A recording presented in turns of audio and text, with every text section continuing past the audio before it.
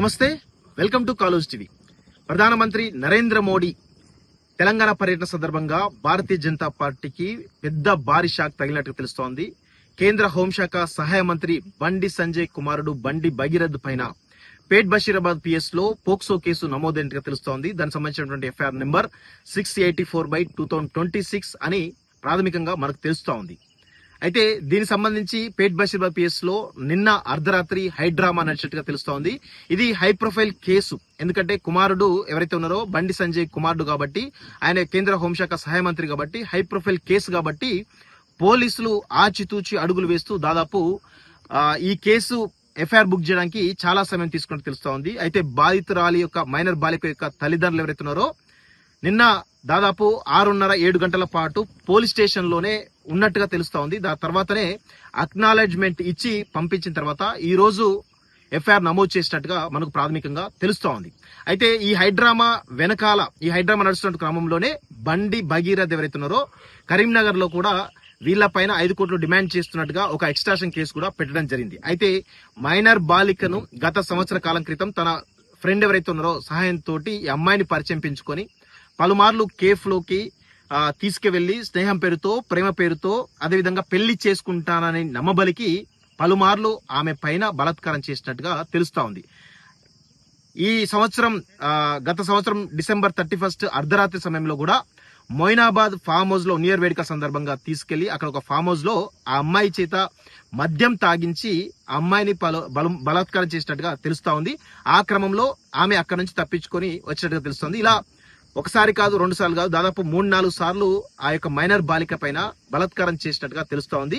దీంతో మనస్తాపానికి గురైనటువంటి ఆ యొక్క మైనర్ బాలిక 2-3 సార్లు ఆత్మహత్య యత్నానికి పాల్పడినట్టుగా తెలుస్తోంది. అయితే ఈ క్రమంలో చాలా సంచలన విషయాలు కూడా ఉన్నాయి. అమ్మాయి మైనర్ బాలిక, ఆ అమ్మాయి కూడా 10th క్లాస్ చదువుకొని విదేశాలకు వెళ్లి చదువుదాం అనుకున్నది. ఆ క్రమంలోనే బండి భగీరథ్ ఆ ప్రయత్నాలను కూడా చెడగొట్టినట్టుగా తెలుస్తా ఉంది. అయితే దీనిలో చాలా సంచలన విషయాలు ఉన్నాయి. మైనర్ బాలిక అదేవిధంగా వాళ్ళ తల్లిదండ్రులు కూడా బండి సంజయ్ కలిసినట్టు తెలుస్తోంది. అయితే ఒక బీజేపీ యొక్క బండి సంజయ్ యొక్క అంతరంగికుడు ఎవరైతున్నారో తన తోటి బండి సంజయ్ ని కలిసినట్టుగా కూడా తెలుస్తోంది. ఆ క్రమంలో వాళ్ళను హ్యూమిలేట్ చేసినట్టు కూడా తెలుస్తోంది. ఇలా చాలా విషయాలు కూడా ఉన్నాయి. అదేవిధంగా నిర్మల్ పిఎస్ లో ఎవరైతే ఈ అమ్మాయిని పరిచయం చేసినో ఆ స్నేహితుడితో కేసు పెట్టించి ఆ నిర్మల్ పిఎస్ నుంచి కూడా సిఐ వీళ్ళ ఇంటికి వచ్చి వీళ్ళను కలిసినట్టుగా కూడా తెలుస్తోంది. దీనిలో ఏదో కొంత కాంప్రమైజ్ చేసినట్టు కూడా కొన్ని కథనాలు అయితే వెలువడుతున్నాయి. ఈ క్రమంలో మైనర్ బాలికకు సంబంధించిన విషయాలు ఇంకా బయటకైతే రావడం లేదు. ఎందుకంటే మైనర్ బాలిక కాబట్టి ఏ వివరాలు బయటకు వచ్చేటువంటి అవకాశం అయితే లేదు. కానీ ఒకవైపు ఈ యొక్క పోక్సో కేసు నమోదు కావడానికి డిలే కావడంతో ముందుగానే ఈ హనీ ట్రాప్ అని చెప్పేసి ఒక కథనం, ఒక విషయం అయితే చాలా బయటకు వస్తా ఉంది. దీనిలో మనకు తెలిసినటువంటి ప్రాథమిక సమాచారం ప్రకారం బండి భగీరథ్ సంబంధించినటువంటి చాలా కీలకమైనటువంటి ఎవిడెన్స్లు బాధిత తల్లిదండ్రుల దగ్గర ఉండడం, స్టేషన్ లో కూడా కీలకమైనటువంటి ఆధారాలు ఆ యొక్క కంప్లైంట్ కాపీతో సమర్పించినట్టు తెలుస్తోంది. బండి భగీరథ్ పలుమార్లు అమ్మాయికి సంబంధించినటువంటి ఫోన్ లో ఏడ్చినట్టు సందర్భాలు కావచ్చు, లేకపోతే ఆమెను వేధించినటువంటి విషయాలు కావచ్చు, చాటింగ్ సంబంధించిన విషయాలు కావచ్చు, వాట్సాప్ చాట్ కావచ్చు, రకరకాల ఎవిడెన్స్లు అయితే ఉన్నట్టుగా చాలా స్పష్టంగా తెలుస్తోంది. అదేవిధంగా మైనర్ బాలిక ఏవైతే తను చేతు కోసుకుని ఆత్మహత్యకు పాల్పడినటువంటి విషయాలు కావచ్చు, చాలా రకాల విషయాలు అయితే ప్రాథమికమైనటువంటి ఎవిడెన్స్ చాలా కీలకంగా పోలీస్ స్టేషన్ వద్ద సమర్పించినట్టుగా తెలుస్తోంది. అయితే దీనిలో ప్రధానంగా కొన్ని విషయాలు అమ్మాయి బాలికకు సంబంధించినటువంటి బాలిక పేరు పెట్టి, అదేవిధంగా బాలిక తల్లిదండ్రుల పేరు పెట్టి అక్కడ కరీంనగర్ లో ఒక పిఎస్ లో కేసు నమోదు చేసిన ఎక్స్ట్రాషన్ కేసు మీద దానికి సంబంధించి పెద్ద ఎత్తున మీడియా ఛానల్లో కూడా ఆ ఎక్స్ట్రాషన్ కేసు సంబంధించి రావడం జరిగింది. కానీ ప్రధానంగా పోక్సో కేసు నమోదు చేయడానికి టైం పట్టింది. కానీ అక్కడ ఎక్స్ట్రాషన్ కేసు నమోదు కావడానికి క్షణాల్లో ఎఫ్ఐఆర్ బుక్ అయినట్టుగా తెలుస్తా ఉంది. ఈ క్రమంలోనే మొత్తానికైతే ఒక తెలంగాణలో ఒక హైడ్రామా నడుస్తున్నట్టు తెలుస్తోంది. బండి సంజయ్ వివాదాస్పదమైన తీరు. ఎందుకంటే బండి సంజయ్ అంటేనే నిన్న మనం చూసాం, గత 2 రోజులుగా మనం చూస్తున్నాం, కరీంనగర్ ఎమ్మెల్యే క్యాంపు కార్యాలయం పైన దాడి కావచ్చు, ఎమ్మెల్యే పాడి కౌశిక్ రెడ్డి వాహనం పైన దాడి కావచ్చు, లేకపోతే పవని గౌడ్ ఇంటిపైన దాడి కావచ్చు, అంతకుముందు గిరీష్ దారమోని పైన పలుమార్లు దాడులు కావచ్చు, ఇలా దాడుల పరంపర కొనసాగుతూనే ఉంది. అయితే బాధిత తల్లిదండ్రులకు రక్షణ లేదని వాళ్ళు కూడా చాలా ఆవేదన చెందుతున్నట్టుగా తెలుస్తా ఉంది. ఎందుకంటే మా పైన కూడా ఎప్పుడు ఎట్లా దాడి చేస్తారో తెలియని పరిస్థితి, కొంత భయాందోళనలో బాధిత తల్లిదండ్రులు ఉన్నట్టుగా చాలా స్పష్టంగా తెలుస్తా ఉంది. అయితే దీనిలో బండి సంజయ్ అదేవిధంగా బండి సంజయ్ కుమారుడు బండి భగీరథ్ యొక్క ఇద్దరి యొక్క వ్యవహార శైలి చాలా వివాదాస్పదం అవుతోంది. ఎందుకంటే బండి సంజయ్ దాడుల పరంపర ఒకటైతే, బండి భగీరథ్ ఎవరైతే ఉన్నారో తను మహీంద్రా యూనివర్సిటీలో గతంలో ఒక ర్యాగింగ్ కేసు సంబంధించినటువంటి ఒక విద్యార్థిని కొట్టినటువంటి విషయం కావచ్చు, లేకపోతే అమ్మాయిలు తిరిగినటువంటి విషయం కావచ్చు, లేకపోతే మందు బాటిల్ ఉన్నటువంటి విషయం కావచ్చు, చాలా రకాల అంశాలు అయితే ఉండడం జరిగింది. సో ఇవన్నీ కూడా ఒకవైపు తండ్రి యొక్క దాడుల పరంపర కావచ్చు, ఇంకొక కుమారుడి యొక్క ఈ యొక్క వివాదాస్పద విషయాలు కావచ్చు, రెండు విషయాలు కూడా కొంత వివాదాస్పదం అవుతుంది తెలంగాణలో. సో ఇది బీఆర్ఎస్ పార్టీ ఈ రోజు కరీంనగర్ బంద్ పిలిపినతో ఈ క్రమంలోనే ఈ యొక్క ఎఫ్ఐఆర్ బయటకు రావడం, ఈ యొక్క పోక్సో కేసు బయటకు రావడం కూడా కొంత సంచలనంగా మారినట్టు తెలుస్తోంది. ఇది ప్రతిపక్షాలకు అస్త్రంగా మారేటువంటి అవకాశం అయితే ఉంది.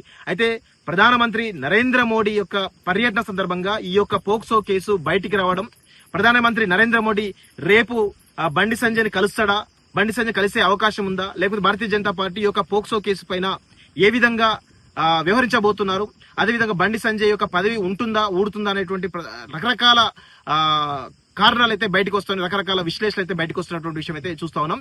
మొత్తానికైతే బండి భగీరథ్ పైన పోక్సో కేసు నమోదైతే తెలుస్తోంది. మరి బండి భగీరథ్ పై నమోదైనటువంటి కేసు వివరాలు బయటికి రావాల్సిన అవసరం అయితే ఉంది. ఎందుకంటే పోక్సో కేసు మైనర్ బాలికకు సంబంధించినటువంటి విషయం కాబట్టి వివరాలు బయటకు వచ్చేటువంటి అవకాశాలు చాలా తక్కువగా ఉంటాయి. సో అందుకే కొన్ని వివరాలు మీకు చెప్పేటువంటి, మనకున్నటువంటి ప్రాథమిక సమాచారంతో కొన్ని వివరాలు మీకు చెప్పేటువంటి ప్రయత్నం అయితే చేస్తున్నాను. అమ్మాయి ఈ యొక్క బండి భగీరథ్ వ్యవహార శైలి వల్ల కొంత ఇబ్బందికర పరిస్థితుల్లో అమ్మాయి కూడా 2 సార్లు సూసైడ్ అటెంప్ట్ చేసినటువంటి విషయాలు కావచ్చు, ఇవన్నీ కూడా తెలుస్తున్నాయి. సో బాధిత తల్లిదండ్రులు కూడా ఈ యొక్క బండి భగీరథ్ వ్యవహార శైలి పైన చాలా సీరియస్ గా ఉన్నట్టు తెలుస్తోంది. తన యొక్క పాపకి ఎవరైతే ప్రాణహాని ఉంది, తను ఎప్పుడు ఏ విధంగా ఒక ట్రామాలో, మెంటల్ ట్రామాలో ఉన్నట్టుగా తెలుస్తా ఉంది అని చెప్పేసి కూడా బాధిత తల్లిదండ్రులు చెప్తున్న విషయం అయితే చూస్తా ఉన్నాం.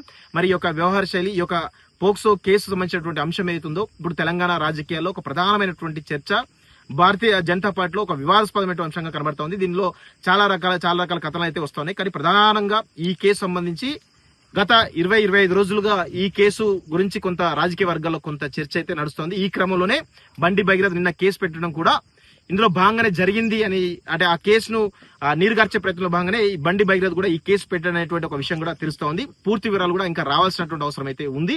చూద్దాం మరి భారతీయ జనతా పార్టీ రేపు నరేంద్ర మోదీ పర్యటనలో ఈ అంశమైన ప్రస్తావనకు వస్తుందా, కేంద్ర మంత్రి బండి సంజయ్ యొక్క పదవి ఉంటుందా, హోంశాఖ సమితి పదవి ఉంటుందా, లేకపోతే ఏమైనా చర్యలు తీసుకునే అవకాశాలు అనేది తెలియాల్సిన అవసరం అయితే ఉంది. సో ఇది బండి సంజయ్ కుమారుడి పైన, బండి భగీరథ్ పైన పోక్సోకి సంబంధించినటువంటి వివరాలు. చూస్తున్నటువంటి college TV. Thank you very much.